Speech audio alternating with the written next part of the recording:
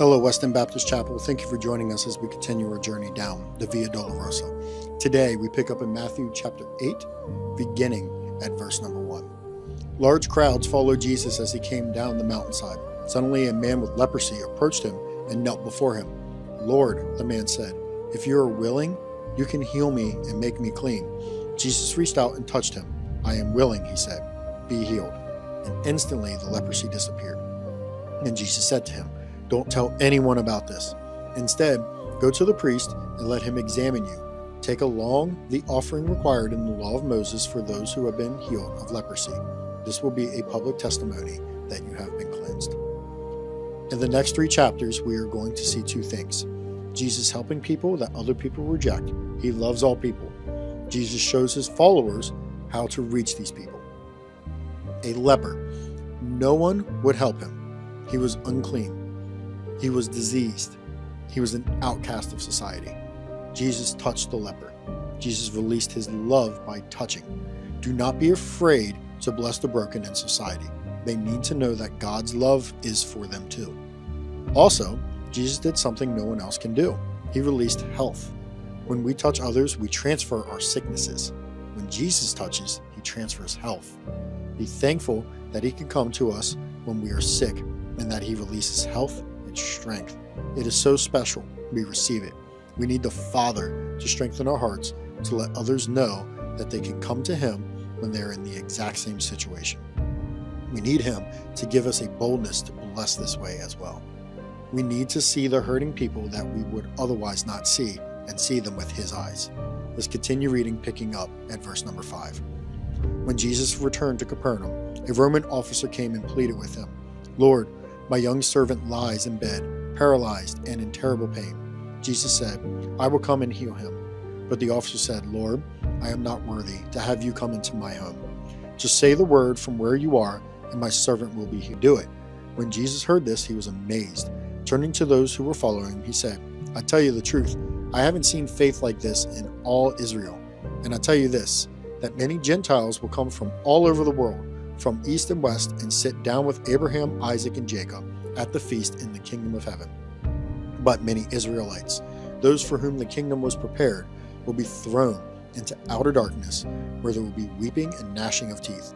Then Jesus said to the Roman officer, "Go back home, because you believed, it has happened." And the young servant was healed that same hour. How much do we require of God before we walk by faith? This man, a Roman, just needed a word. He knew what authority was and how it worked. A word spoken by one in authority gets things done.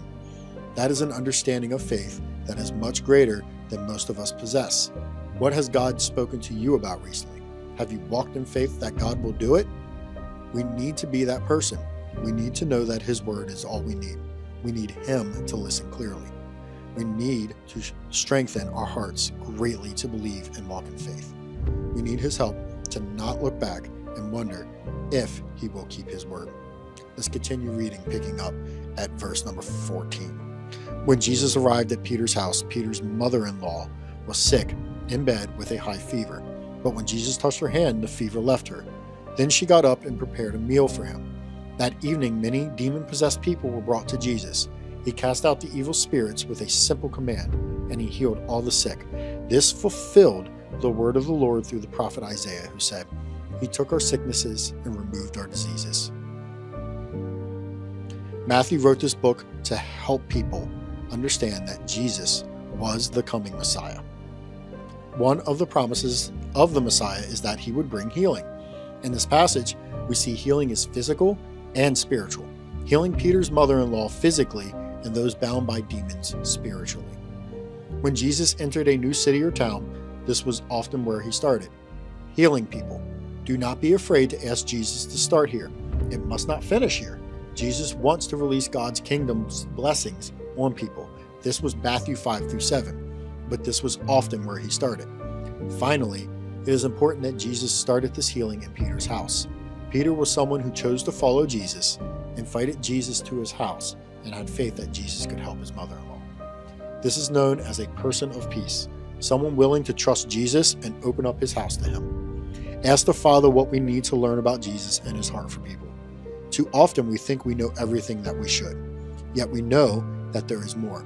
Jesus had a heart for people who were hurting. What does it take to always see these people through the eyes of compassion and not get overwhelmed by the need? What does it take to release blessing and not get exhausted?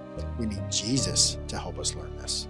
We need Him to strengthen our hearts to first see needy people through His eyes and then to bring them to Him. He alone can touch them and release healing. Thank you for joining us, and join us tomorrow as we continue our journey down the Via Dolorosa. God bless.